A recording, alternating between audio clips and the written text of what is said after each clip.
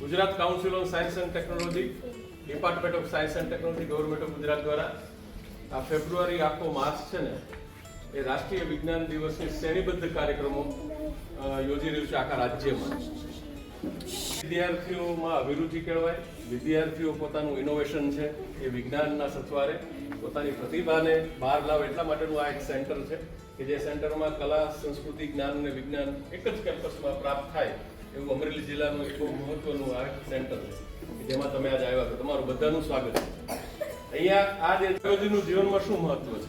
તમે બોલો છો, તમે ચાલો છો, આપણા રંગસૂત્રો, આ બધી જ માહિતી છે એ આ લેબમાં આપી તમારે જોવાનું છે, એને આત્મસાત કરવાનું છે. અને ખાસ કરીને વિજ્ઞાન જ્યાં બાયોલોજી અને બાયોટેકનોલોજી, ગુજરાત બાયોટેકનોલોજી મિશન દ્વારા એટલે department of science and technology દ્વારા આ લેબને તૈયાર કરવામાં આવી. એક સરસ મજાની પ્રતિકૃતિ આપી છે બાયોલોજીનું મહત્વ શું છે જીવનમાં. તમારા બધા આપણે બધા એ માનવ જીવન છે, જીવીએ છીએ પૃથ્વી ઉપર, બરોબર? દરેકના ચહેરા જુદા જુદા છે એ આપણે ઓળખી બતાવીએ ને.